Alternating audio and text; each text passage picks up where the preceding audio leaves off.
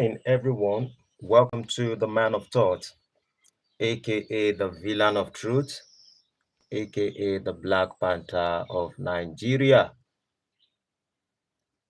I am welcoming you all to today's episode. Let me wait a little while, give my audience few minutes to join me, at least 3 minutes, for those who want to have notifications so they can have notification and join me live.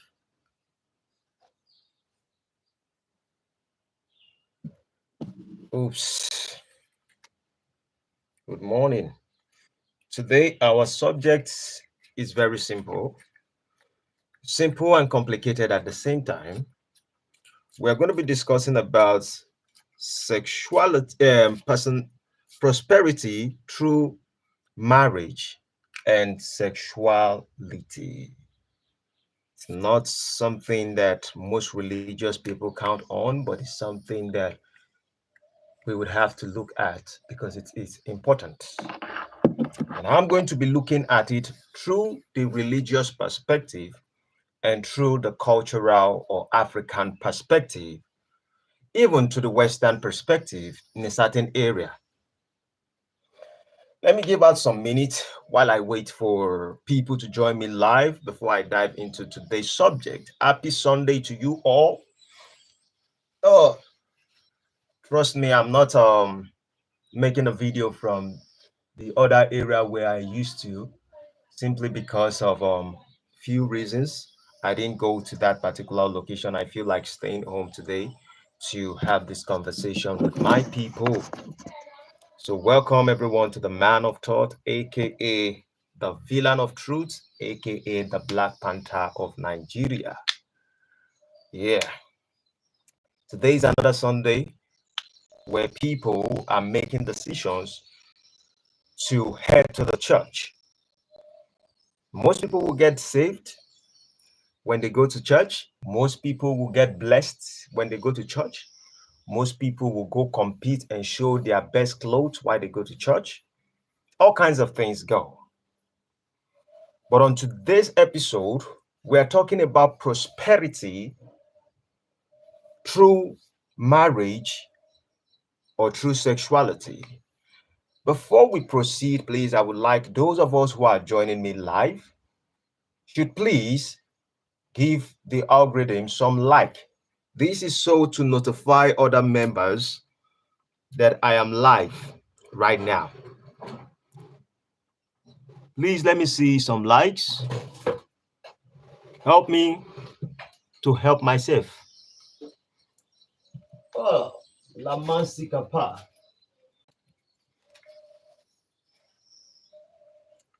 We're going to be looking at it from the religious perspective, and we're going to be looking at it also from the cultural perspective.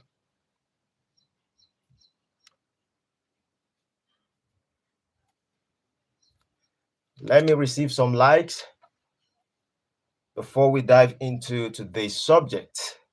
We have 10 people joining me live today. I know most people are not used to me talking about this subject on Sundays, but trust me, today's episode is going to be making sense and it's going to enlighten certain individuals. Yeah, please double tap your screen for me to get some like before we proceed on today's conversation. I am waiting extra 1 minute, 1 minute more before we dive into today's subject.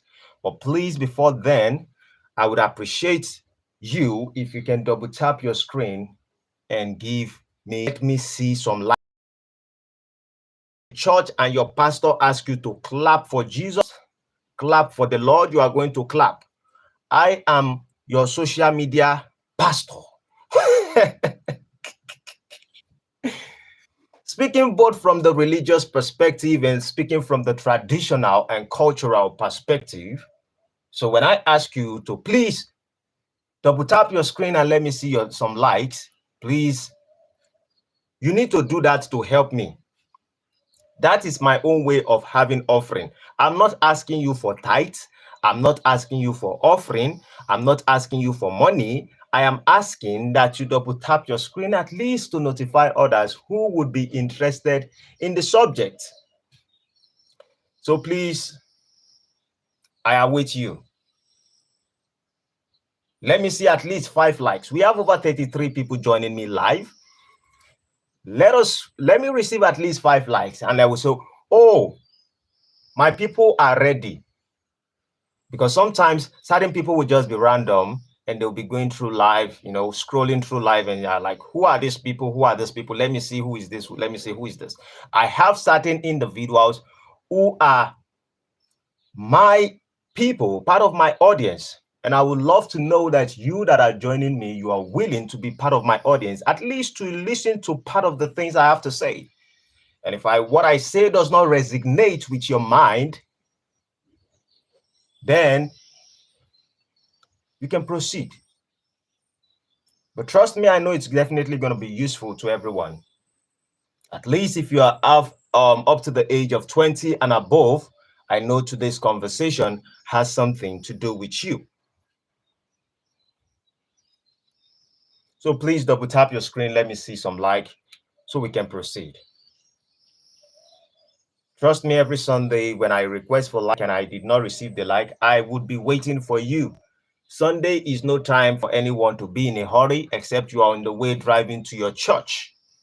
For religious brothers and sisters.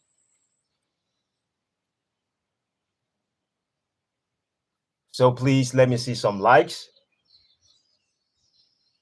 Mama, just in case, are you on live? Okay, just in case there are likes and I'm not receiving the like, please notify me through WhatsApp the amount of people who has given me like. All right. So I am waiting for you. We have over 44 people joining me live right now. Before we dive into today's conversation, talking about prosperity through marriage or sexuality, please double tap your screen while we proceed on the conversation. There's a reason why I take this beat. I have a Bible right here with me. I am using a cultural perspective to talk about this, and I'm also using the religious perspective to look into it. In fact, let me even spice it up a little bit. I remember this necklace, I always put it on when my mom was alive.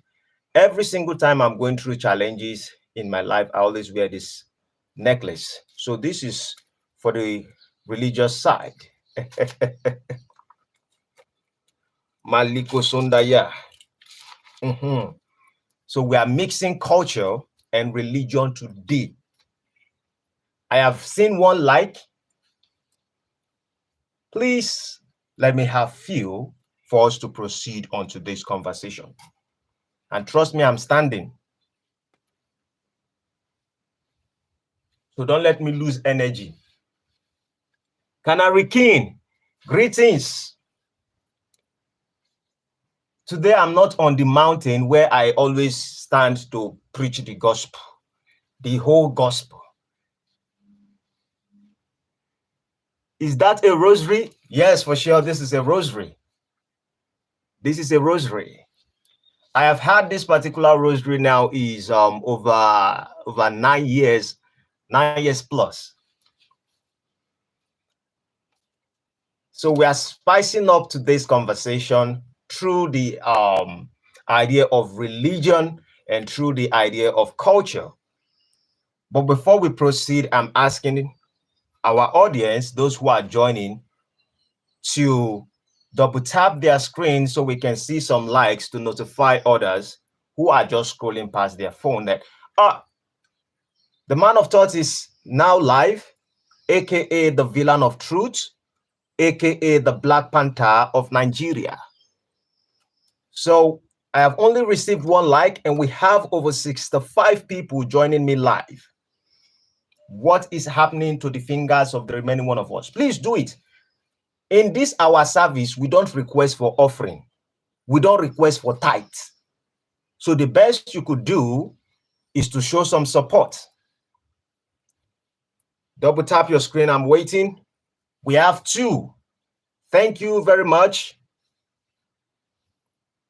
Let's have the third one. You see, I've reduced I've reduced my price. Instead of demanding for 5, now I'm demanding for 3. We are negotiating. So let me receive one, then we proceed on today's conversation. One more like, and let's proceed on today's conversation. Others can continue liking as we proceed, as much as the message resonates with you. Now we have over 79 people joining me live. Please do subscribe if you haven't subscribed to the channel. Now we are already in number 3. The rest of us can continue liking, and some people who want to listen, the most important thing is you subscribe while you watch. I appreciate your effort. Today's conversation, like I said, is about prosperity through marriage and sexuality. And we are going to be looking at it from 2 perspectives, which has to do with the religious perspective and with the cultural perspective. Now, before I proceed on today's conversation, we have 2. I can see 2 likes here. Who removed the like? Oh yeah, add back my like. And on the conversation we are touching on, I would want those who are willing to listen to what I have to say should please take out your ego in this conversation. Because trust me, they say the truth hurts. And if the truth hurts, then that simply means certain people might not be able to endure or persevere certain things. So I will be speaking on every perspective that I can touch on. Questions and answer are related. You can ask questions as we proceed also. First of all, before we dive in, because I have my Bible here, in fact, I came with 2 Bibles. 2. I want to say something here before I proceed on the religious side, then I switch a little bit to the cultural side. And this is about how sex, how marriage, how relationship from one sex to the opposite sex, how important it is in prosperity. How prosperity plays a role in sexuality or marriage or relationship or dating, in any way you want to look at it.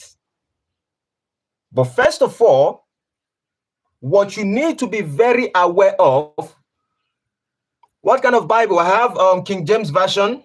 I think I have King James Version, and I have this bigger one. Okay, both of them are King James Version. One has Yoruba and English, and the other one has, you can see, I have the big one, and the small one is the one at the top. Both of them are King James Version. So one of the things we need to look at while we have our conversation is to actually ask ourselves certain questions. What do I mean by prosperity through marriage, or prosperity through sexuality or relationship? When I talk about prosperity, most people assume that prosperity has to do with finances, money, material. That is what a lot of us have equated to prosperity. And the reason is simply because the only way society have been able to identify success in today's world is through money. But there are many other prosperity, including money itself, that one can actually accomplish when you find the right person in your life. When you date the right person in your life. I was on live yesterday night, I think around 10 or 9, and I was playing music.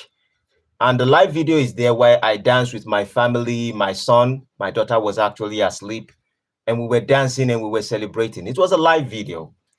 I actually knew that the video was going to get copyright strike because I was playing a music that YouTube would notify me that this is a copyright music.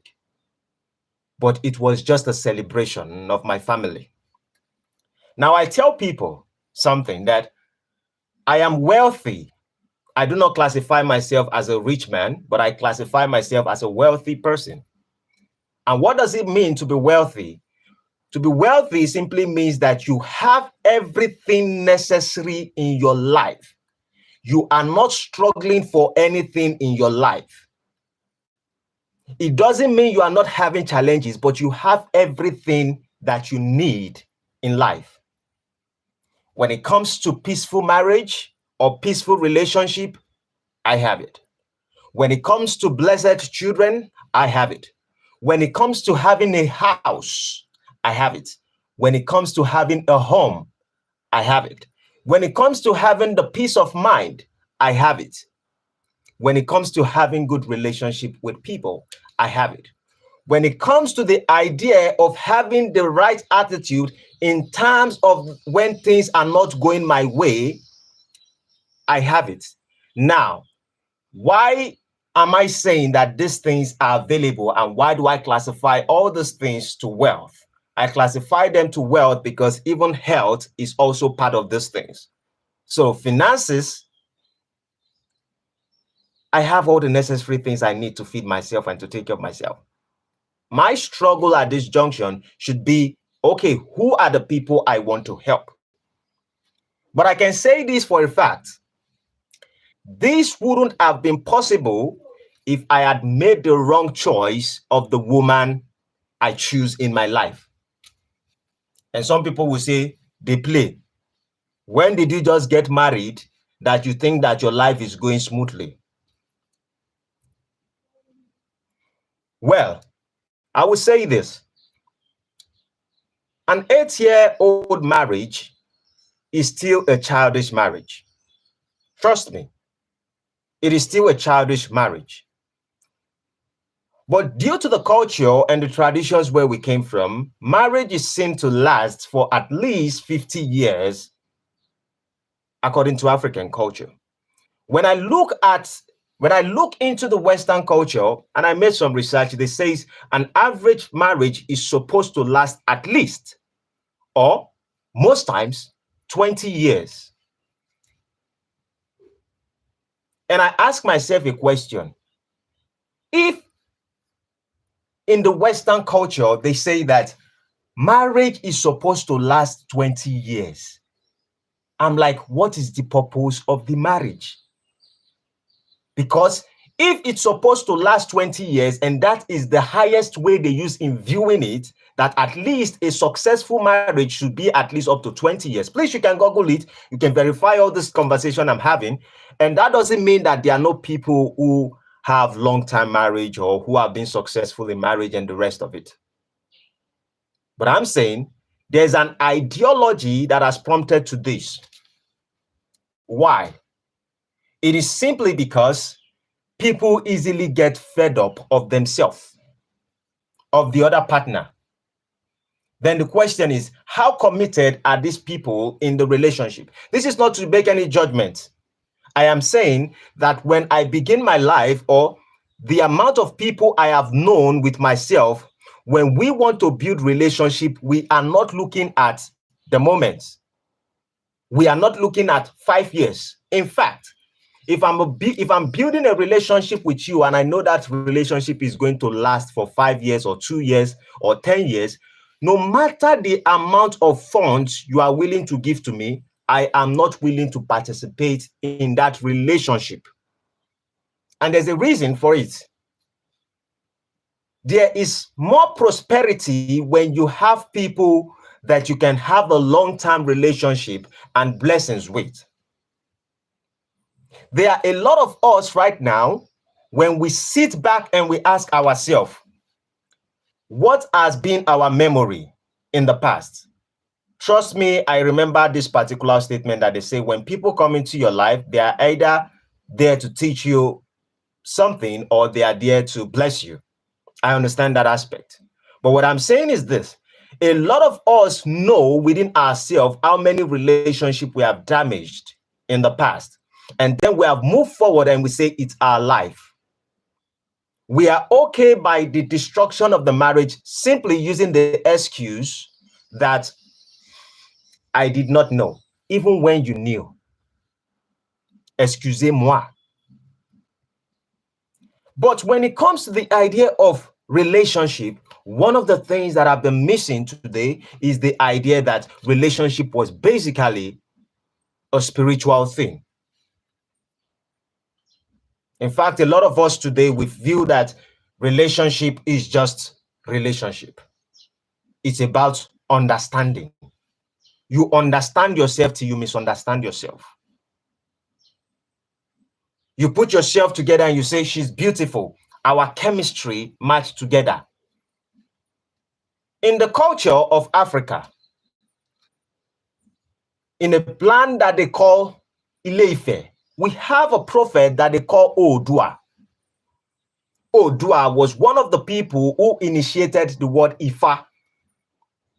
And Ifa are the people who, when you give birth to a child or when people want to get married during that time, you go as a couple and they look at your destiny.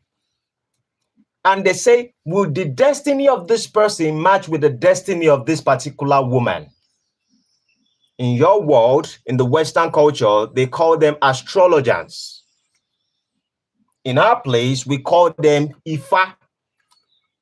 Speaking from Odua, which they talk about the wisdom, knowledge, and understanding, because it embodies the spirit of the divine. Now, we ask ourselves, what was the purpose why they were asking Ifa before two people would get married? In the Yoruba land, in the Yoruba tribe, they would ask Ifa, they would say, how would the prosperity of these people be? And if I would look at their palm, there are certain rituals they do, and with time they begin to realize that, this person and this person might match, this person and this person might not match, or they would not match. Now, there's also certain situations where they find and they have to do certain sacrifice to create remedy, regardless of the fact that Odua is saying these people cannot match. But there are other situations that when the gods says that no, both of you shouldn't get engaged, then they have to separate themselves. Good morning, Khalid Musa Ahmed Lazuru. Good morning. So sex is spiritual. And some people would say, how do you know sex is spiritual? Now, I want to ask you a question. If I go with a friend to a bar to eat, and you go to a friend with that same friend to a bar to eat some other day, and you saw that I have always sit down with this friend and I eat with this friend, would you be upset? No, you wouldn't be upset. When you see me go with my friend and we go to study in a library, eat, dance, and you go with that same person, if that person tends to be your friend, and you go eat and dance in the library or in a club, I wouldn't be jealous. But can you ask yourself a question? Why is it that when I am having a sexual affair with someone and I find that another person is having sexual affairs with that person, there's something inside my heart that feels betrayed?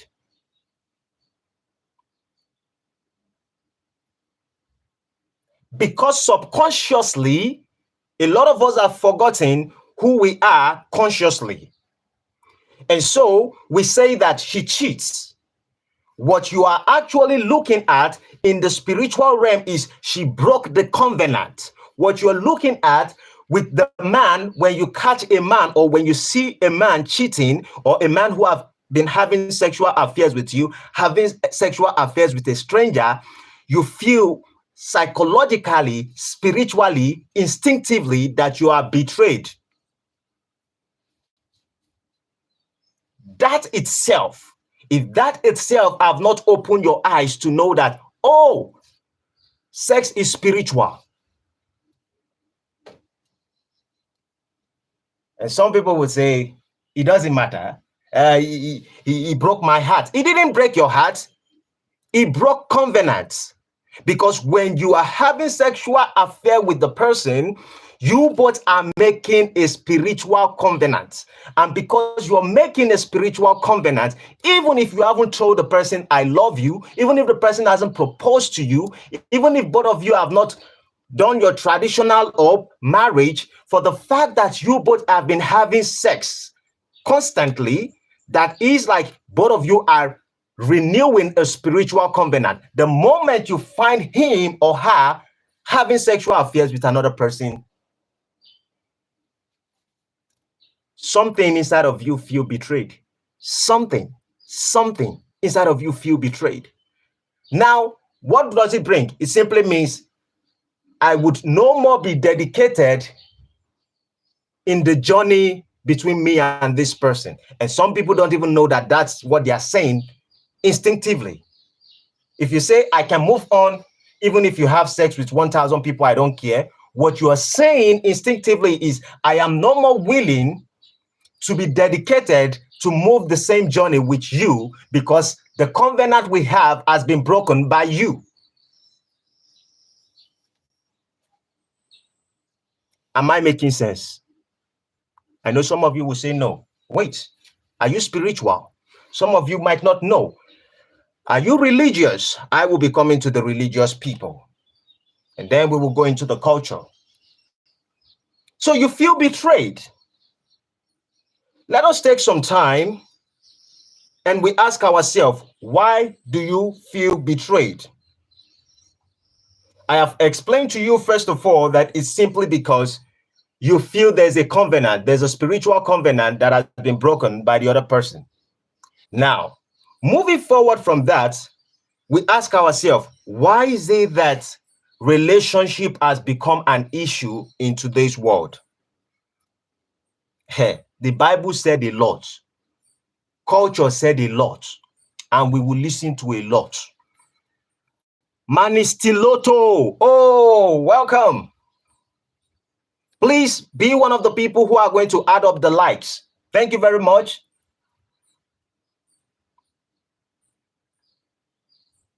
Now, let us look at the Bible. Is my network having issue? It seems as if I'm hanging. I can see myself hanging. Kilo shele. Let us look at the scripture a little bit. I would have loved to look at Proverbs chapter 31, verse 10. Proverbs 31, verse 10. Who can find a virtuous woman? For her price is above rubies. I repeat again, Proverbs 31, verse 10. It says, who can find a virtuous woman? For her price is far above rubies. Maliko Sondaya. Pay attention if you are not listening. Who can find a virtuous woman? That means there is difference between a woman. There is difference between a lady. There is difference between a wife. Most men are looking for ladies. When you are seeking for ladies, you will get ladies. When you're seeking for wife, you will get wife. Most people are just seeking for something. Now, there's a difference between all women. There are some that you call virtuous women. And to find a virtuous woman, you have to be dedicated in finding a virtuous woman. A virtuous woman is not the woman you see on the street and you say, oh, I look at you, our chemistry match together. We are chemically compatible. That is not how you get a virtuous woman. It is the duty of every man to search for a virtuous woman and make her your wife. It's not that you just go around and you say, oh, I look at you, and when we dance, our spirit is intertwined. That's not how you get virtuous woman. Virtuous woman is beyond intertwine. It's beyond spiritual Oh, we rub our mind. It's not about chemistry. It's not about hypogamy.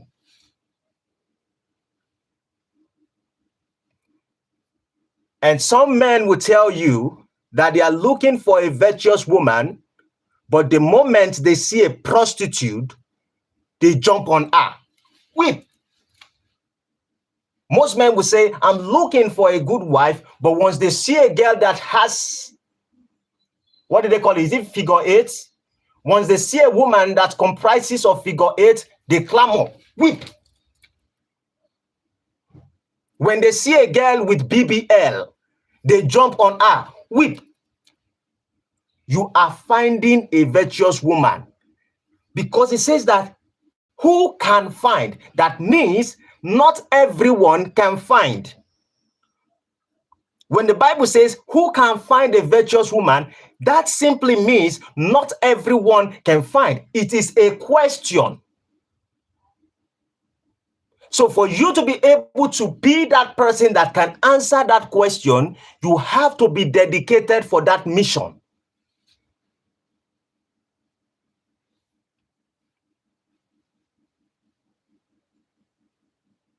Every marriage begins with a man.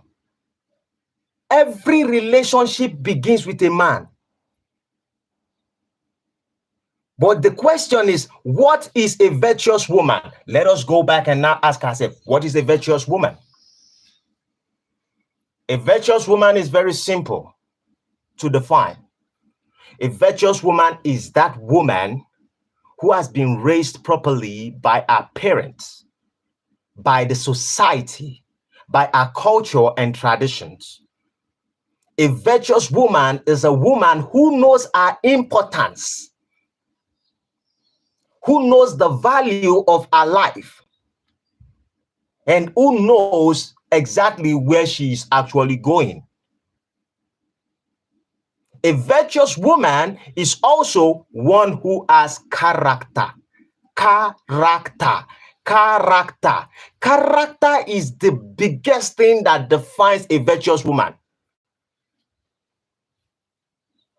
And in that character, you will find a culture in it.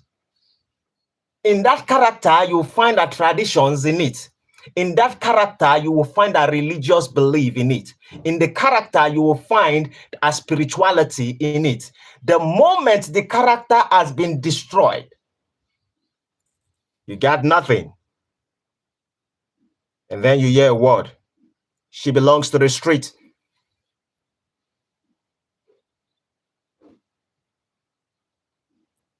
Most men keep seeking and telling you every single day, I want a woman, I want a wife, I want a woman, I want a mother of my children.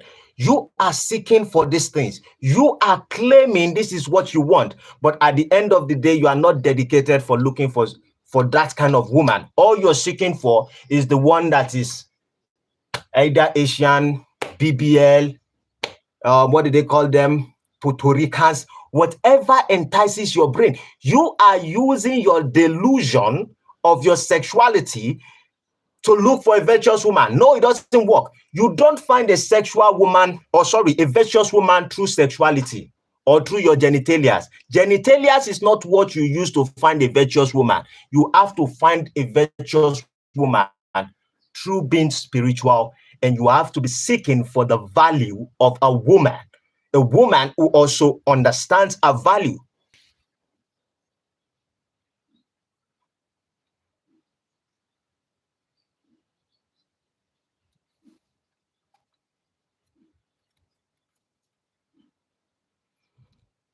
How do you know that a woman is also a virtuous woman? A virtuous woman is that woman that knows her worth, yet is willing to let you lead the relationship. I hear words today when people speak and people say, oh, she's my partner. Partnership is in business. Partnership is not in relationship. What is the word partnership? When you get into a relationship and both people are using the word, oh, she's my partner. Number one, the man does not even know his value. Number two, the woman has an ego issue. I know some people will be upset and they'll say, oh, why are you saying that? Because you have been using that same word. She's my partner. And she has been saying you are a partner. Partnership only goes on in business. Partnership is not in relationship. A virtuous woman gives a room for someone to lead the relationship, even after she knows her value, even though she knows she is a great person, even though she knows exactly what she can do. She sits back. When you are a wealthy person, when you are very wealthy, you don't rush yourself to drive your car. You let someone drive you to where you are going. Because you know that the person you make a decision to choose as your driver is competent. A virtuous woman would not just accept any other man or any kind of man. She knows exactly the kind of man that she can trust. You want to be a president, you want to be a governor, you want to be a senator, and every time you want to drive car, no. You put your trust in the hands of your driver and you say, driver, take me to this place and I know you will take me there. You don't have to scream and argue with your driver. Why? Because you know that he understands where you people are going. And at the end of the day, you do not need to be aggressive with your driver. You know you are blessed. You have your relationship, you are saying, oh, she's my partner. That is ego speaking. One person wants to tell you that I am not below, or I would not allow you to lead. We are the same. Who does not know on the surface of this earth that man and women are made equal in the sight of God and in the sight of man? Who does not know? And tell me a nation that succeeds today without a leader. Tell me an organization that succeeds today without a leader. Tell me a religion that succeeds today without a leader. Tell me a culture of group of people that succeed without a leader.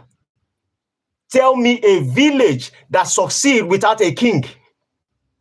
Tell me a community that succeeds without a local government chairman. All these things, all these individuals I've mentioned, they all came from family. And then in the idea of your family, you don't want a leader. You want to be partner. Are you running a business? Some of you will use the word, we are team. Are you a football club? Are you both playing football? Are you into sports bets? We are team. Relationship is not team. Neither is relationship partnership. Relationship is about leadership. And to be a leader as a man, I tell men this. When men come to me and ask me, how do you get a good woman? How do you find a good woman? How do you find the right woman? I say you have to be the right man. Simple. The answer is not difficult. You have to be the right man to get the right woman. It's simple. The question you have to ask yourself is, what does it take to find the right woman? Now, what woman is the right woman that you want? Some people as men, if perhaps they become a woman, they cannot marry the men that they are. They would not want to marry the kind of man they are. So you as a man, there are certain qualities you need to bring within yourself. And most people have been deceived mentally that the only way for you to be the man is for you to have the money. You think money makes anything. You have no, see, money has no value. The same thing, you have no value. Money can only get certain things. There are many things money can do, and there are things that money cannot do. But if you place your value based off the money you have nothing. The world would respect me as a person when I walk in the street, not because of what I have. There are a lot of men that you know today, that some people are with today, that you are dating, and you know that if that man does not have money, there is nothing you want to do with such a man. that man does not have any substance. Simple. If money is what you use to lead a relationship, you have failed before you started.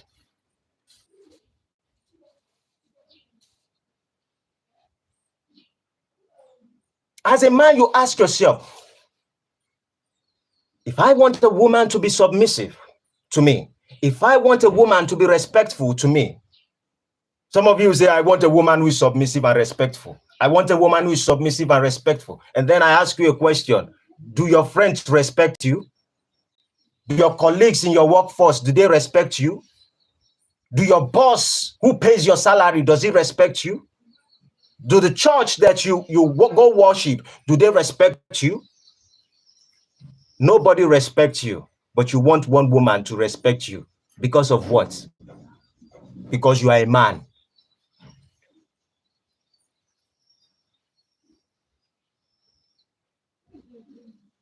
Would you respect a woman because she's a woman?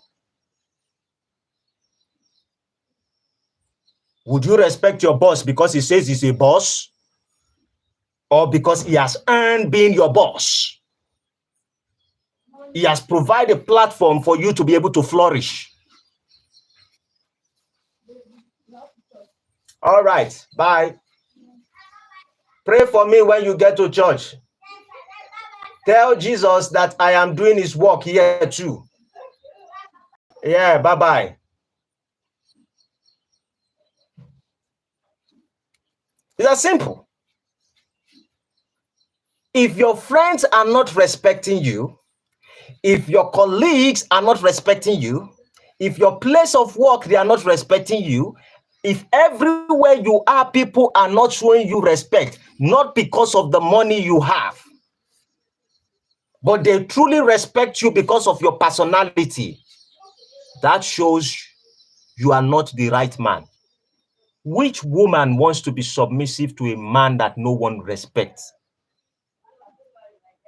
What drives the engine of every man is respect. What makes a man wants to dominate a woman sexually is when he finds out that the woman so much respects him. Or else, if she doesn't respect you and she talks to you anyhow, your ego will make you weak. Then whenever you want to do, you will be careful. Why are you careful? You don't want her to insult you. Then when she do, shh, you say, oh, I'm sorry. That's because you have lost respect.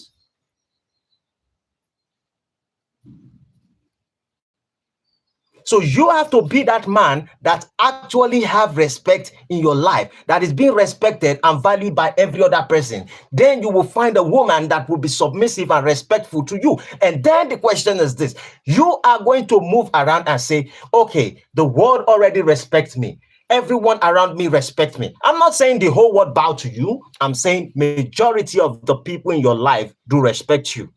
That's the criteria. Some of you make a decision and you say, oh, I want to get married to this lady. And even your parents will tell you that you can't get married to that lady. And then you say, I will marry the lady regardless. Why would your parents tell you that you can't get married to that lady? It's because they think that you are not competent. And it's because you haven't proved that you are competent. If you are competent, your family will trust the choice you make.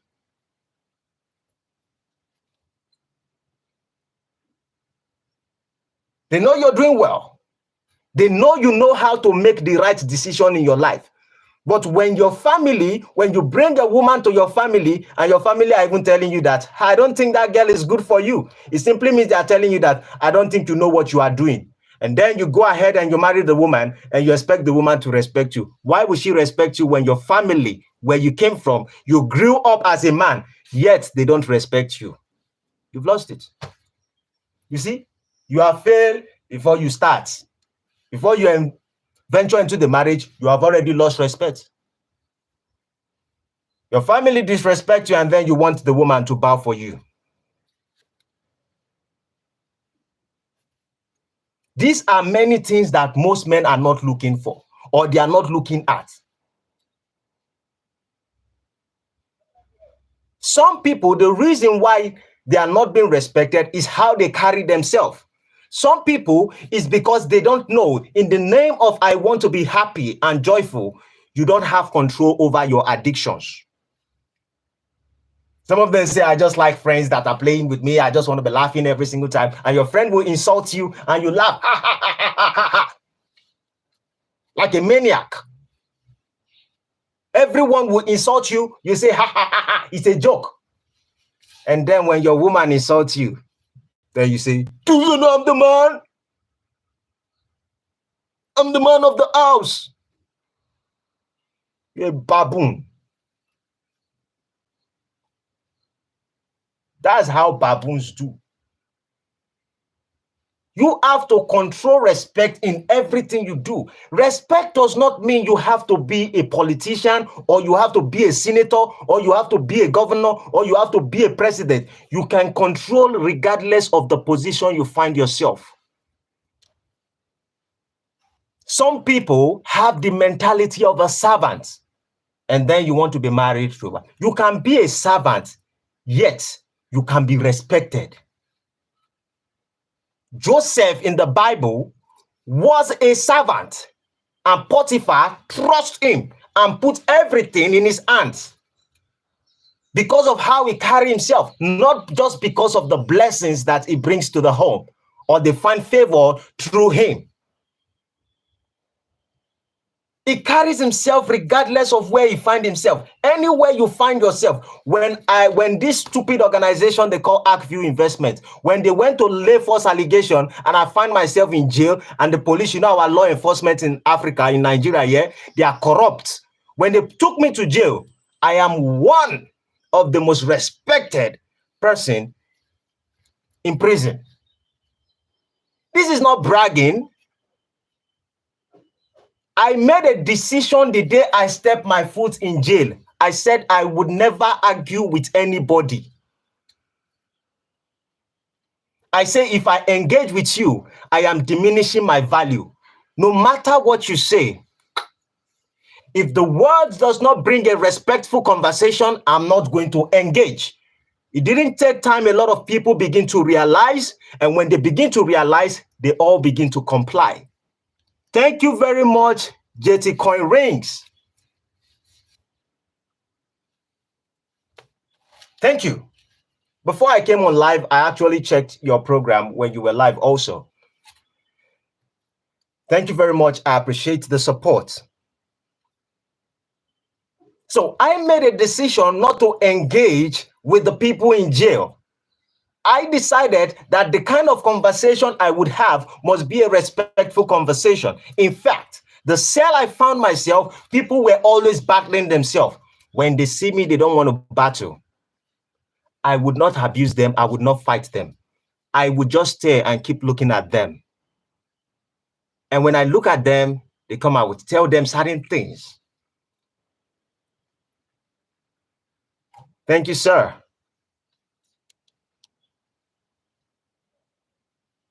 And before you know, we had religious leaders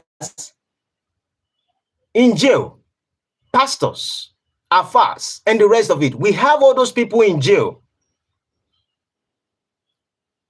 People stop listening to them and everybody wants to listen to me. When we're in jail, when I was in jail, sorry. You know why? Because they realized the kind of conversation. It got to a point that even the religious leaders begin to get offended. And then they would say, am I thinking I know the word of God? Let me come and preach the word of God. I said, no, I don't want to preach the word of God. God did not call me to preach his word. I did not hear voices. You people heard voices. My own voices is in my head. And they ask me, do I think I am so big that I cannot preach to the people in the cell? I said, no, I can talk to them one-on-one. And I told them something that ends the conversation. I said, you cannot tell a professor, regardless of the education standard of a professor, you cannot tell him to teach someone in kindergarten. They cannot comprehend it. That word shook them. They stepped away. Yet I made them my friend. I respected everyone. Maybe you are a drug addict. Maybe you are whoever you are. Maybe you fall at your feet. Maybe you are, whatever you are in jail, I gave everyone respect. And I can tell you for a fact, the only way you can earn respect is to give respect to everyone.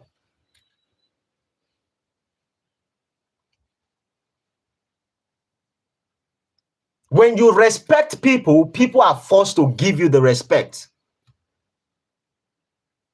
What you give is what you get. Simple principle. When you know someone does not like to be mocked about something, you do not mock the person. And when someone say things that looks insultive to you, rather than you to become aggressive and violent because you're showing a childish negative attitude, what you do is you become silent or you walk away.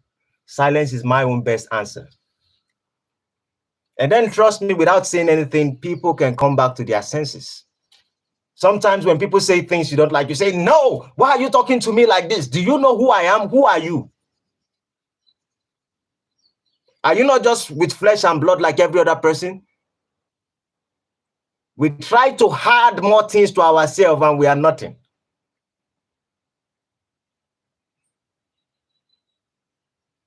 So we have to come to that particular position as men that if you make a decision, you want to find a good woman or you want to find the right woman for you, you have to be the right man. It's as simple as ABC. And some people would say, I am a man of value. So even if I get married to a prostitute, I can convert a prostitute to obey me. That is the sound of foolishness.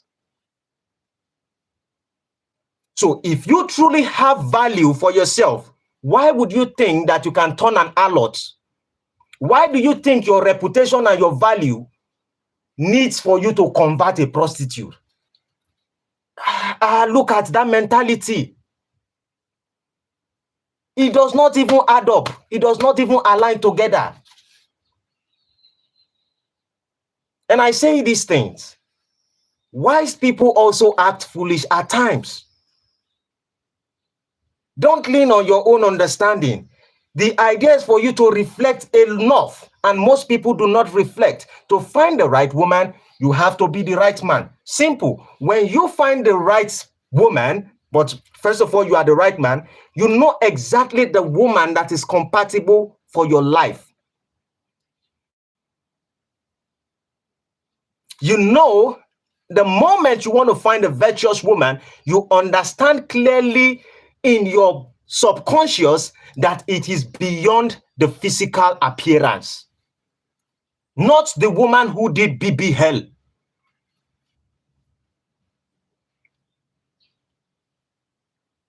So is sexuality spiritual? Yes, it is spiritual. And like I said earlier, the only reason why you can even perceive that it is spiritual is because if your spouse have sex with somebody else, you feel betrayed inside of you. There's a young brother I know about him who is older than me. They call him Will Smith. According to the stories that they pass across, they say Will Smith would allow Jada Pinkett Smith to sleep with other people. They are in an open relationship, according to them. But when Jada Pinkett Smith go ahead to sleep with other men without the consent of Will Smith feel betrayed. Regardless of the fact that it is an open relationship, he feels betrayed. Why? Because he feels like the covenant he's having with her when he has sex, when there's a sexual intercourse between them, it is a spiritual covenant. Whenever that person has another sex with another person, that person is saying that I do not trust you. And you have to come to that conclusion to also say, I cannot dedicate myself to the journey of this relationship because you have been divided.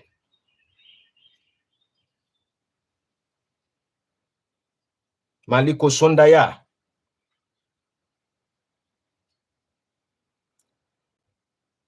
There is a place I will be going. We are going to be reading Isaiah 4 verse 1. And it is a prophecy. Isaiah 4 verse 1. Because relationships are collapsing. As I am speaking to the men, if women are there and you are liking my conversation and you are giving me thumbs up, I am also coming to say things that will It might hurt you a little bit. So be ready. Just be strong when I hit. Isaiah 4 verse 1. Let me use the Bible. Let me not use my book. So it doesn't look as if I'm a fake prophet. And trust me, I'm still going back to Orunmila from the cultural perspective. Isaiah 4 verse 1. It says, maybe before I touch on this, I will tell women this. Most women do not see the value in men today. And because you don't see the value in men today, some of you just make decisions to say, oh, let's become this and let's become that. And trust me, it is your fault and it is also the man's fault. It is your fault and it's also the man's fault. Because I tell men these things, that what make women what they are today, men actually shifted the plane and say, oh, women, you can be this, you can be this. We encouraged it. And the Bible warned us about these incidents. But let me shift to the side of the women. I hope that women understand that there are not so much men in the society again. For those women who feel like, oh, I am special, I hope you understand that there are no men in society again. Men are reducing in population. Now that means if you see 100 men standing in front of you, trust me, out of that 100 men, 30 are men. Why? When you go to jail, most men are incarcerated. When you look at some men, most people have addictions with pornography. You get what I'm saying? When you look at most men in today's world have become gay. When you look at most men today, most men are now going into transgender. Gay, transgender, and being in prison, and some of them are pornography addicts. So let's say we pick 10 men. 2 are gay. 2 are in prison. 1 is has turned transgender, has become a different gender. 1 is addicted to porn. Out of 10, how many is remaining? 4.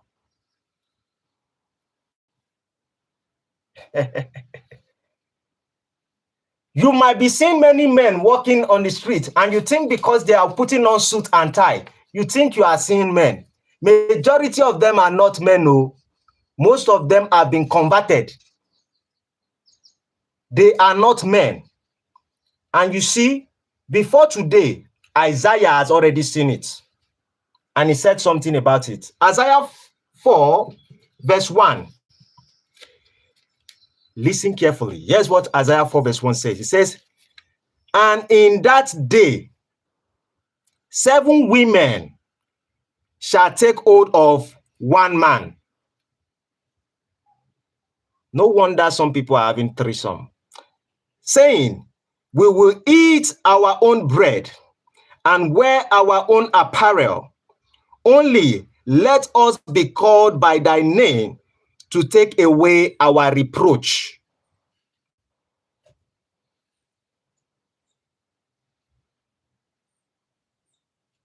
Isaiah, before they gave birth to Jesus, Isaiah said it. It says, I repeat, 4. It says, and in that day, 7 women, 7. No wonder you can see some religious people, they would bomb themselves thinking that they will go to heaven without flesh, without skin, without body, without their genitalias, and they will have 7 virgins there. But in the Christian perspective, We have a different one that says, and in that day, 7 women shall take hold of one man, saying, we will eat our own bread and wear our own apparel. Only let us be called by thy name to take away our reproach. Now, let me expatiate a little bit on this. How many people have heard that women in today's generation are saying, I prefer a man who is already married and who already has children, if I can just have one baby for him? Most women are now gravitating towards men who are already married. Why? Some of them will say it's because it's matured. It's a lie. It's because you cannot find a man.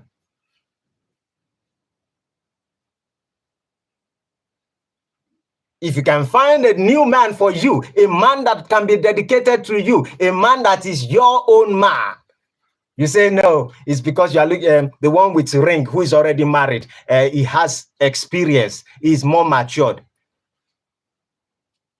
If maturity is your problem, why don't you go and date your ancestors?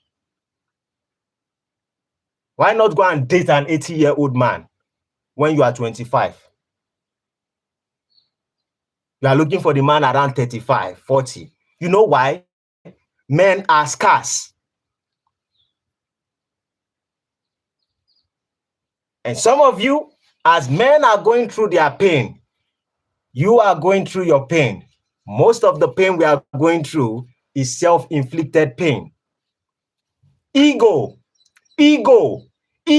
is ruining the life of a lot of people. I've met a lot of people who will tell me that I am a woman, I have my money, I have everything in my life. I am an independent, strong and independent woman. When you're strong, why would you need a man? I am strong and independent woman. I don't need a man. I want a man. No wonder God don't answer your prayer. Because you are not even praying anything. When you tell the universe and you say, I do not need something, but I want it, then the universe will say, okay, I hear you correctly. That means it is not important to you. There are people who need it. Let me answer those that need it. When I finish giving them, if there's anyone that is remaining, maybe I will find one to send to you. Because you think the universe don't listen to the words of our mouths. I don't need a man. I just want a man. And some of you would also say that I want a man who already has his own things doing. We understand that women are hypogamy by nature. We understand this. And they want, but when you find yourself, we are living in a new world. And in the new world, we always understand that women are more educated in today's world. Women are more brought into workforce. And women are kind of, sometimes they get more money, more favor. And because of that, you still want to hook up on hypogamy? Still seeking for a man that earns 10 billion naira or $10 billion? That's what you're still searching for? Then at the end of the day, you start with drugs. You start with one pill. I'm having anxiety and depression. That's how it begins. So that's how people take one step closer to their grave.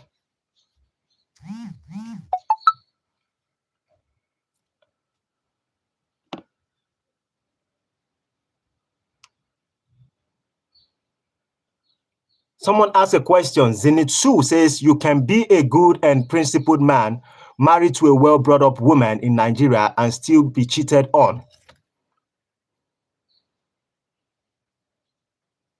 Let me answer a few things that you said. You said you can be a good principled man married to a well-brought-up woman in Nigeria and still be cheated on.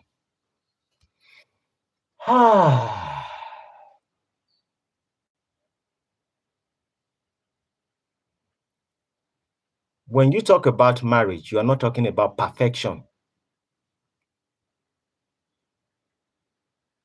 When I come here, I did not say that I will never, ever, ever, I can never, ever, ever cheat. Anyone who says they can never do something, it is because that person has not been tested. I am not saying if you marry a righteous woman, a spiritual woman, she can never, ever, ever, ever cheat on you. The difference is some will have conscience and repent. Some will do it under a situation that is not good, but they have conscience to repent.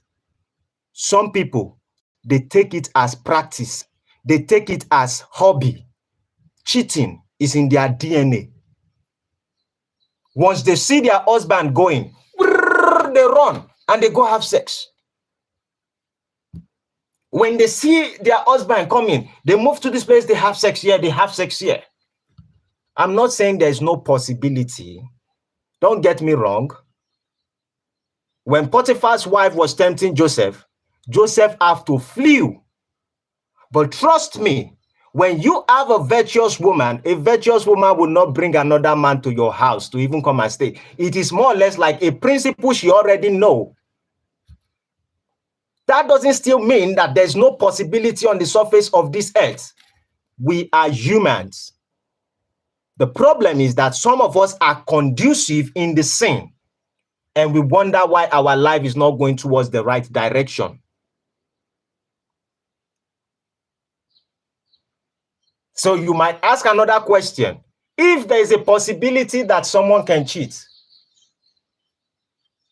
why should I still bother myself about a virtuous woman? Then the answer is this. You don't need to bother yourself getting a virtuous woman. Just get a prostitute.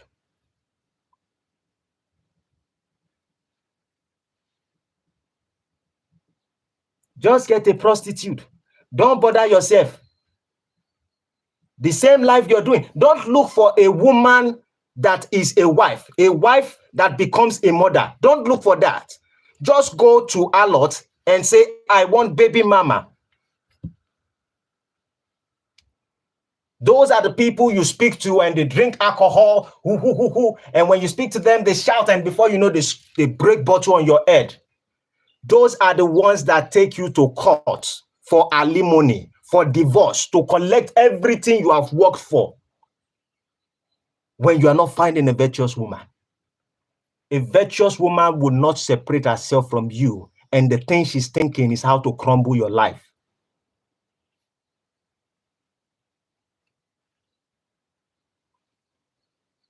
There are people in my life that I can bet my life on.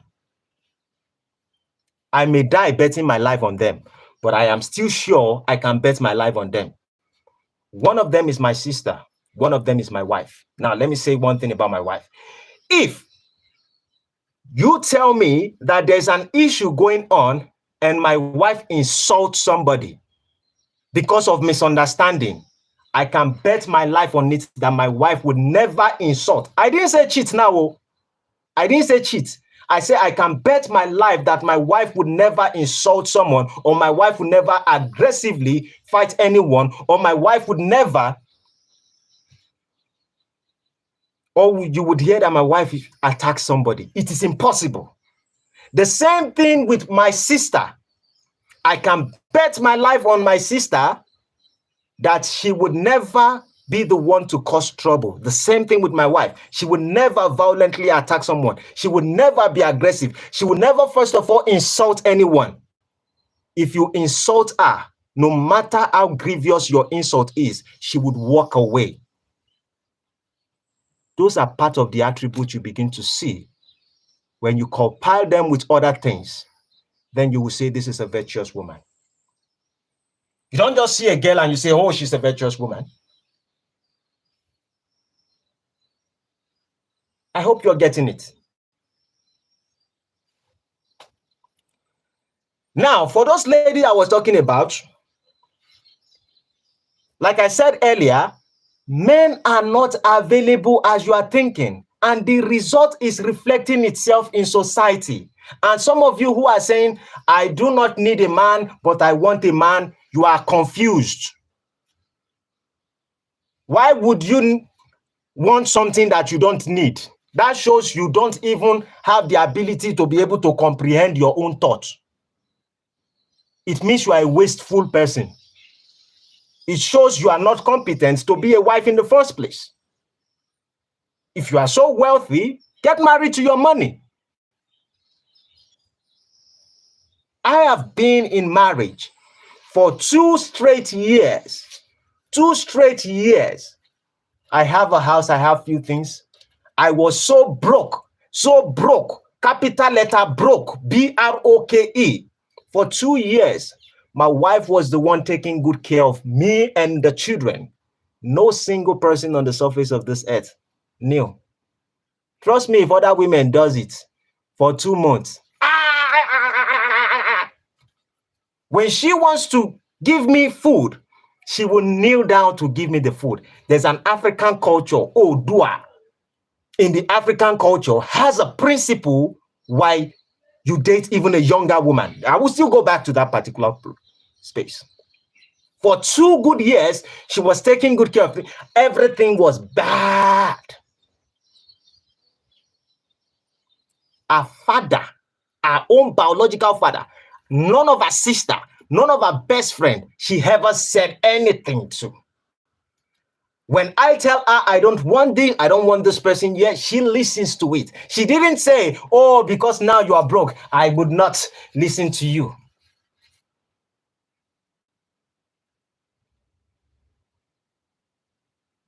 But some people, you date a lady, and the lady says, I can help him for 3 months. If he cannot figure it out of 3 months, then I want to choose something else for my life. You ain't married to a virtuous woman.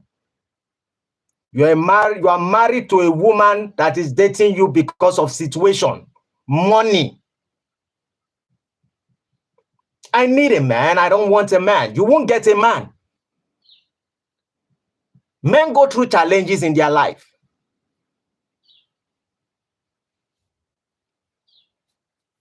And you think challenges, everyone must escape challenges in their life within the period of 3 months. Everyone must. So why are you wasting your time? Just stay, enjoy your life, take care of your depression, take care of your anxiety, buy a dog, get a cat, and rest in peace. It's simple. But the reality is this: women are emotional creatures. Men are also emotional creatures. And as I am an introverted human being, I am the most introverted person I know. I can stay without talking to people for months. I can stay in my house without discussing anything with anyone. But I understand the importance of relating with my loved ones. And you just wake up and you say, oh, I don't need a man. I am strong and independent. Wait, because some people are still talking to you. Wait till reality hits you on the face with a big punch. And then you would understand that when beauty has faded away, and then you still put on that your arrogance. Even you don't need arrogance when your beauty has gone. Because when you have no more value and you have become so old, and you are still, well, you don't even need to be arrogant because people wouldn't even come. So your submission is in the late hour. Nobody wants it. Hopefully you get maybe a prisoner. Hopefully you manage a gay. Hopefully you manage a man who is bisexual. I said I would hit somebody. If it pains you, I'm sorry, but you need the truth. I wouldn't, if I open a church, trust me, all my members will run away because I will tell you exactly how it is. I call myself the villain of truth. To the next one. I shouldn't go to Timothy 2 verse 11 that talks about why women disrespect men, because I think I've covered that particular aspect where why women disrespect men. Women would always disrespect men when men are not being respected by every other person. And it's simply because the man has not had the character to control his environment. Before I proceed and I touch on African culture a little bit, the ideology from Orunmila, why women have to respect men and the rest of it, let me read few things that Zenitsu says. You are blessed with wisdom and you're teaching online with my idea. But believe me, life is deeper than this. Reality is something else. Huh.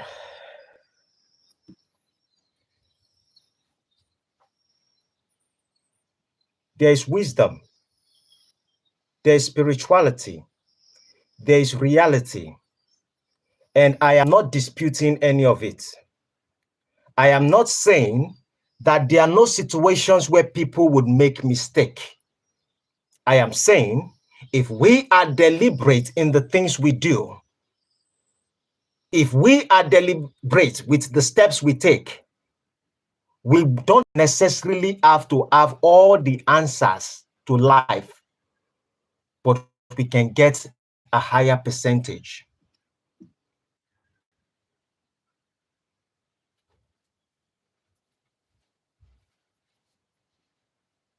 All right. I just subscribe it. And even my data has not finished. I still subscribe another one. And then the network. Poor environment for network.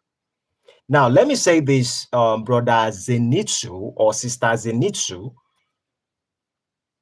You need to be aware of one particular thing. You need to be very aware of one particular thing. And which is this? There's a time I talked about the story when Proverb talks about wisdom. And the idea about wisdom is that when you see the Bible talk about wisdom, it talks about the idea that wisdom stays in the front of a gate or stays at the entrance of a city, or wisdom is something that stays on a mountain. Now, if wisdom stays in mountain, if wisdom stays in the entrance of a city, and when wisdom stays in a quiet environment, what the Bible and every religious aspect is saying is that for you to find wisdom, you have to seek wisdom. And for you to seek wisdom, that simply means that wisdom cannot be found in a crowded place. I gave a perspective, a narration that when you find yourself in a club that is very noisy and noises are everywhere and everyone is taking alcohol and the rest of it, peradventure there's someone who wants to perpetuate a bad act there or shoot or do something that will be destructive. Most of them would not see it because they are all making noise and dancing and jubilating.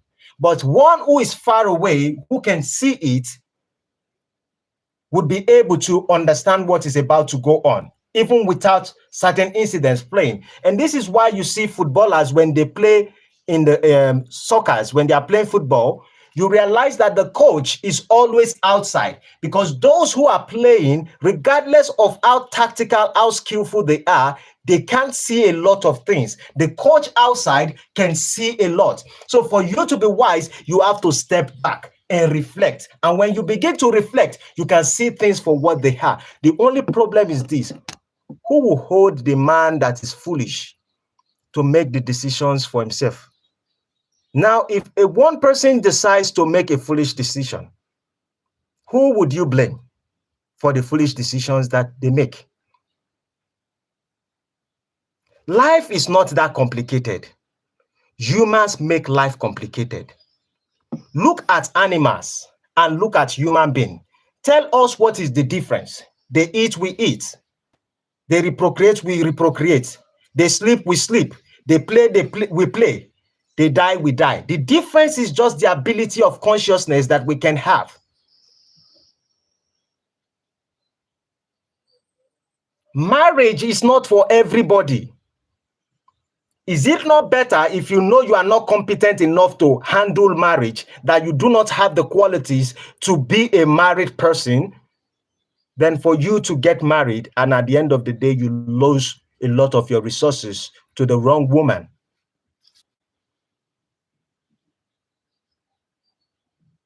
In the court of law, they say ignorance is not an excuse. We are not saying tragedy don't happen in life. The woman that David actually stole from somebody else and he made her his wife. The woman was more a virtuous woman. Now, what do I mean when I say she's a virtuous woman? David already knew within himself that this kind of woman, regardless of what I've seen, and I am a king in this particular environment, she's not looking towards me, yet she's working with one of my servants, those who fight war for me. And because she's that kind of person, she might not be interested in whatever I'm trying to offer. The best thing I can do is to make her a widow, because then she has no choice. There are women in today's world, you don't necessarily have to take their husband to war like David did. Just show them money. Show them that you are a king. They will gravitate towards you. Most men knows those women, yet we fall for those women. And you say life is complicated? Life isn't complicated. We are complicating life. If you live life alone, if we as human beings, if the earthworm on this earth or all the ants on this earth, if they die, human being in the next 10 years will not exist. If the earthworm on the surface of this earth and in our stomach, if they die, human being will not exist in the next 1 year. If every human being dies, the earth will flourish. Grasses will grow, trees will grow, everything, the earth will flourish. You know why? We make things complicated. When I found myself in jail, yes, I was fighting for my community, yet I was fighting for people to be able to have electricity and pay for what they use. But when I found myself in jail, I did not blame anybody. I knew it was my hand doing. And I was willing to go through it. Yes, I knew the people I was fighting were powerful people. They are wealthier than me. They have more connections than me. I knew I had family who depended on me, but I was willing to take the risk. Some men were running. But when I say, when I found myself in jail, I would say, I was only trying to do the good thing. I was only trying my best to be a good person. Then I think life is complicated. Life isn't complicated. I could have become a coward and walk away. The same thing, most men sees women and they understand that these women are not virtuous women. This woman cannot be someone to trust. This woman has slept with the whole universe. But because of her BBL, because of her pink lips, because you look at the facial things, you jump on her. Why? The day they were putting rings on your finger, you are thinking about sex. Not knowing that this particular woman will become a wife. When she becomes a wife, she becomes a mother. During the period when she becomes a mother, things will not be the same. She's going to change to different things. But if she do not have the necessary quality as character to be able to take her through that journey, through that transformation from a wife to a mother of one child, becoming a mother of two child, becoming a mother of three child, if she do not have the patience and the right character and everything that would make her transform progressively and successfully, then you just take her because of. And then you begin to shout, she divorced me. When I see some women and I see their husband, I already know who will be divorced and who will not be divorced. The difference is a matter of time. People will show their color. And trust me, most of us see these things. But it's either society pressure, and it's basically because we as men, we have reduced our value. We have reduced our value as men. We have subdued ourselves to the expectations of the society. I would rather not have sex than to have sex with a woman that I know there's a possibility she will ruin my life. As long as I can see that possibility, I would not engage. But because most men are led by their genitalias, when they see a woman, they can't control themselves. Sexual urge is good, but you can use the same energy of sexual urge to do a lot of things. If you start planting trees, if you start watering gardens, if you start taking care of people in society, you most likely would not remember sexual urge because you have a lot of things that you can do. And you must be a man with vision. And the woman you need in your life is a woman that can support your vision. She has the right character to push your vision to a different level. And I'm not saying you are always going to be perfect in the choice you make. I'm saying if you do your due diligence, the universe will support your efforts.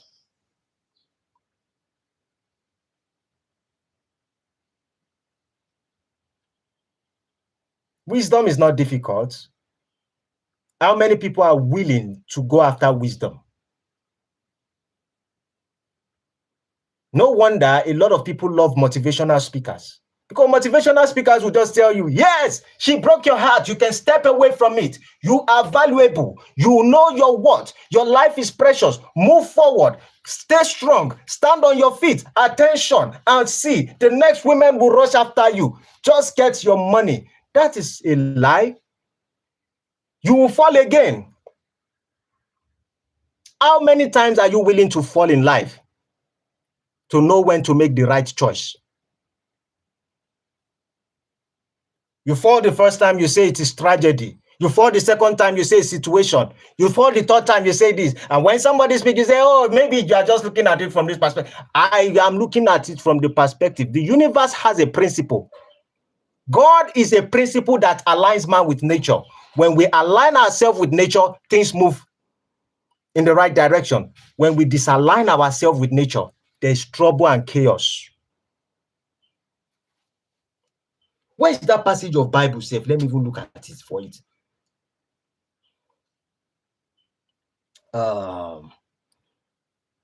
Where is it again? There's something I wrote here. Leviticus 19 verse 29.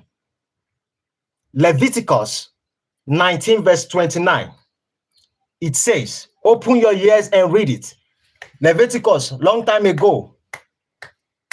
Hear what it says. It says that Leviticus 19:29 says that do not prostitute thy daughter to cause her to be a whore, lest the land fall to boredom and land filled with wickedness. Listen attentively. Leviticus 19:29, it says, do not prostitute thy daughter to cause her to be a whore. A whore is a prostitute. Lest the land fall to whoredom, prostitutions, and land filled with wickedness. Leviticus is senior the time of Jesus Christ. And they said it there that if you allow your daughters to start engaging just because of finances, you allow your daughter to sleep with all kinds of men. I say, after a period of time, every other woman will become prostitute. And before you know, prostitution will be legalized. That is what Leviticus was saying. And before you know it's legalized, you will find a lot of daughters, a lot of sisters, a lot of wives, a lot of female go into prostitution. If Leviticus can say it even before the time of Jesus, what are we saying? When I said that men are part of the people who are supporting the ideology of this prostitution, is because we have failed our part in life.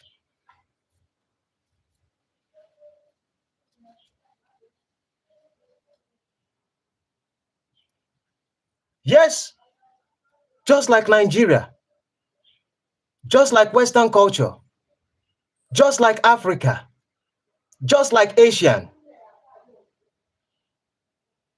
we have failed our part.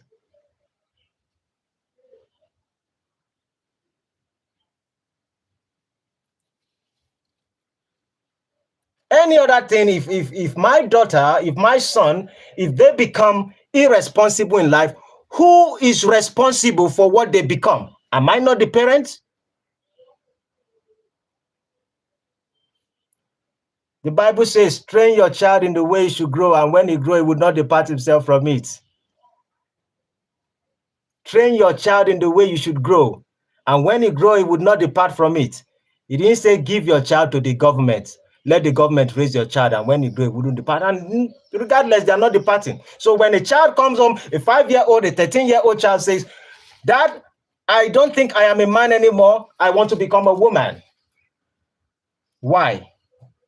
The responsibility of what God told us is to be the one to raise our child, because we have to instill our discipline and principles inside our children. He didn't say the government should raise your child. He didn't say the church should raise your child. How many people have lived their society that it is the government that is raising their children for them?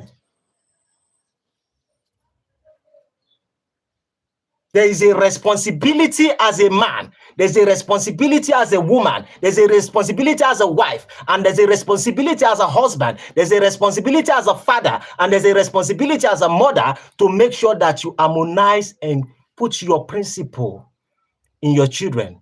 It is not about the DNA. Some people are focused on DNA. Your children are your story. You are part of their history. They are rewriting everything you have done. Most of them, rather than them to rewrite history to become a better one, they rewrite a story that destroys their history. And it's because we are failing our part. I was reading something in Proverbs when the Bible says something. In African culture, they always say a statement, which I talked about yesterday, and it's like, when a child becomes corrupt, they associate that child to the mother. They will say, Tomode ba wuwa buruku, woni yare loko. Tomode ba wuwa rere, woni babare loko. That means when a child does something evil, they say this child is being raised by the mother. When a child does something good, they say this child is raised by the father. What does that statement mean? They are not talking about the man and the woman. That's not what they are saying. They are saying that men have principles. Men simply means order. Because men simply means order and men are principle, if a man instill a principle in the relationship with his wife and also instill the same principle into the children will grow in a certain kind of way. When a man fails his part and only begins to give his children money, and he says, as long as I can provide for them, their mother is going to take care of them, the children will become corrupt. The work of a mother is to nurture a child, not to train a child. It is the work of a man to train a child. Simple.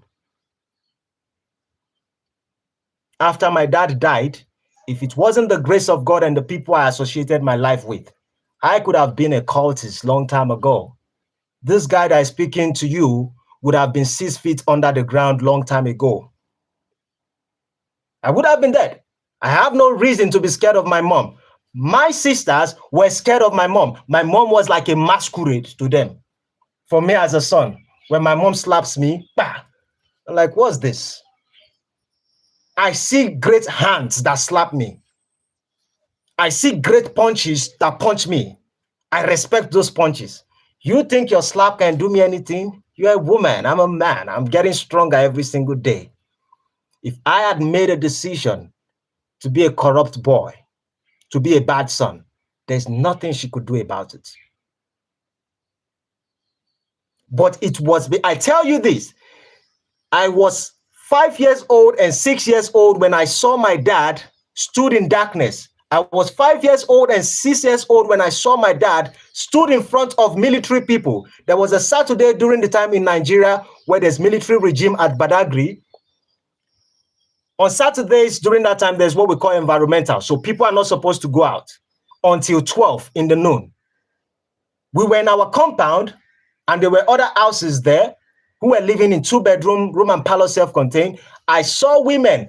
We heard women running from the other place coming. And they were screaming, soldiers, soldiers, soldiers. And then my dad opened the gate immediately. And the women ran in. And my dad closed the gate. See military personnel. See soldiers with guns. They were Much in the gate. All the men in the compound, everybody ran into their house. My father stood and was talking to them. He said, I can't open the gate for you guys because you didn't get this woman outside. She just moved in. And when they came in, you do not have the right to open the gate. Whatever the discussion was, I don't know how they ended it. But they shook hand at the end of the day with each other, and the soldiers left. I was having a running stomach. I was scared of darkness.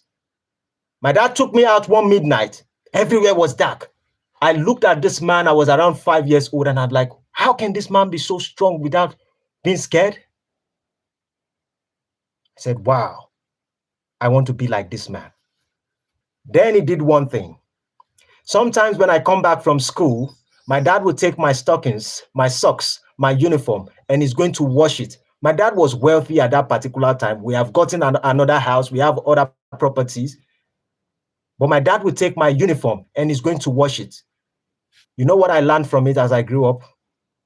I realized there's nothing wrong to take care of my children, to wash my children's clothes, to take care of my family.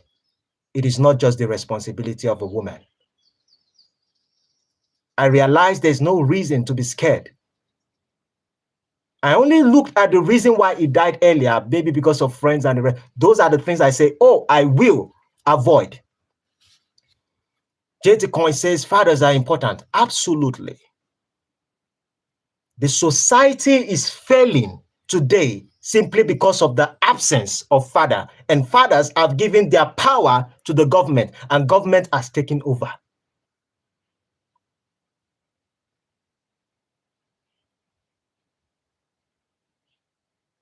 There's nothing wrong about equality, but there's something wrong when you begin to become the person that instill principles in the life of children. Why? Most parents are just like, they put work to distract parents. During those times, father goes to work, and when he's done, he brings stuff, and the children are always moving with their dad. Maybe if your father is a farmer, you follow your dad to the farm. So you were learning those principles and discipline, how he talks, how he does everything.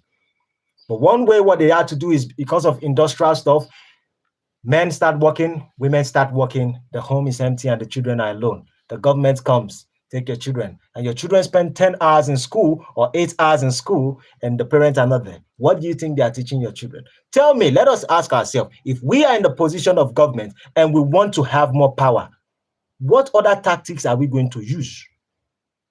But if we are conscious as parents and we understand that everything does not necessarily have to fall on bills, paying of bills, we will be conscious on the principle we instill in our children. Because now they are writing the stories for us. We are not the one writing the stories for ourselves. I have a lot of things I would have loved to touch on, but because I've taken your time, I wouldn't mostly go that deep. One thing I know about Orunmila during the time of Orunmila is part of the things where I came from, Ifa, and they talk about part of the importance why marriage is very important. And they say is that most men, should I use that word? No, I shouldn't. Says that we go into relationship in marriage for selfish reasons. This is what Ifa Orunmila is saying. Orunmila is a prophet that was sent by the divine to the Yoruba culture.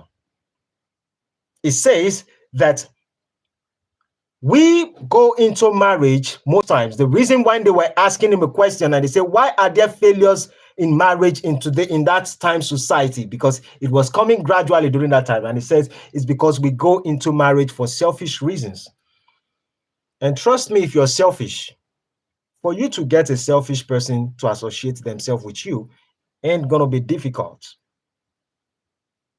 It's not difficult. Once you're selfish, even if the person you have with you is generous, the person would learn to keep their generosity to themselves and learn your tactics. And then, rather than you to work together to achieve something, both of you will be competing. And some people think competition is by saying who makes the highest money. No, competition starts psychologically.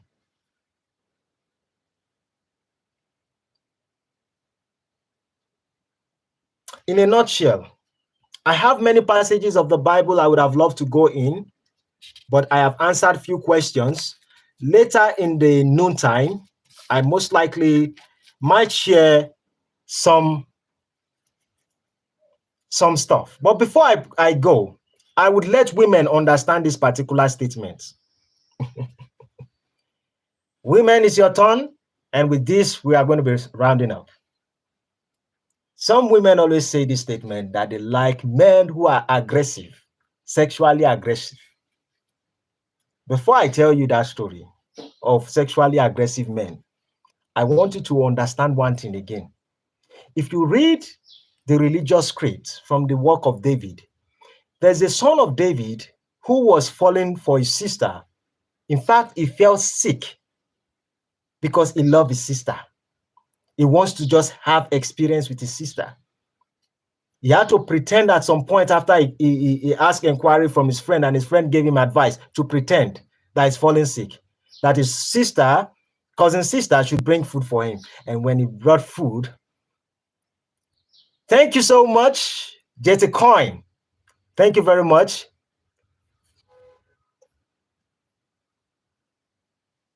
And when he had affairs with that his sister, he successfully had affairs with his sister. The Bible says that he despised her. He despised his sister. Now, some women are saying we are looking for men who are sexually aggressive.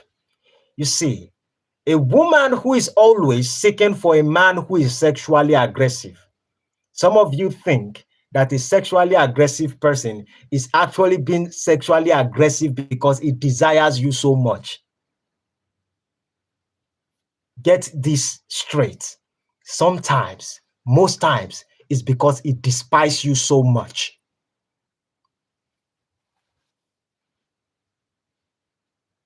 Thank you very much, Gracious.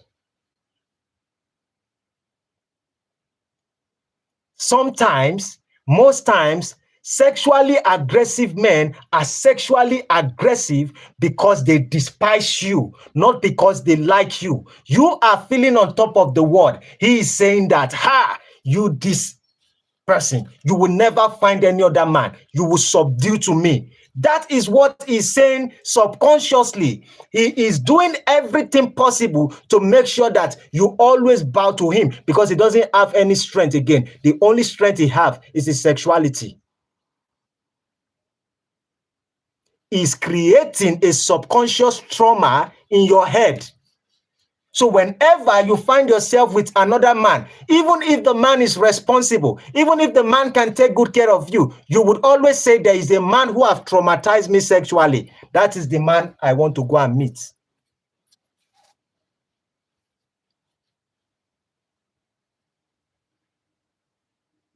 You will pay the price for it. When you abuse your body so much, it will be difficult for you to get satisfied by one thing.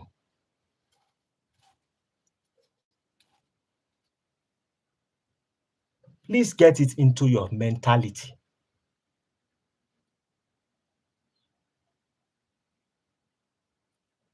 With that being said,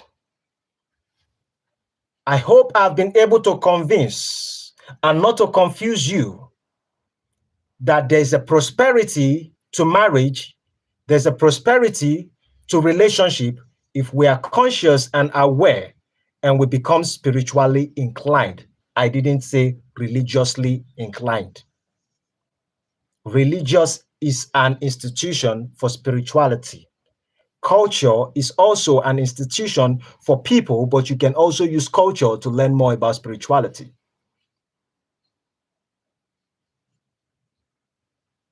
Let us be spiritually conscious. Most of the things I talk about, I am saying it because I understand that when people becomes aware of different scenarios in life, we would be able when we can, when you're spiritually inclined, what you can do is this: you can foresee the pain that is coming tomorrow. You can foresee your actions and what it's going to result to. You can take yourself from the physical reactive body and you can put yourself in a spiritual higher authority, and you can see yourself how you're acting. And when you understand the result of what you are producing in the future and what the consequence of your action are going to be, you will be able to model it in a correct angle. And then you are going to be positive, not just to you and your family, but to the society at large. I appreciate those who have been able to support me. JT Coin Rings, I truly appreciate you. Every single person from Gracious to Zenitsu to Canary King and the rest of it. Mani Stiletto, I appreciate every single person joining me today. If I continue to speak about this subject, it's going to take about 2-3 hours, which I want you to have some time, relax. I will be coming with my sister by maybe 5 p.m. We're going to be having a few interviews today. Maybe tonight I'll be also having an episode with the Enlightened One. This week I'm going to be there are a lot of collaborations that are coming. And the idea is just for us to raise our consciousness, invest in the right thing, know what is right, know how to model ourselves in the right directions. With that being said, thank you very much for everyone's support. I appreciate you. If you haven't subscribed, subscribe to the channel. Hope to see you in the next one. Adios, amigos. Bye-bye for now. Peace.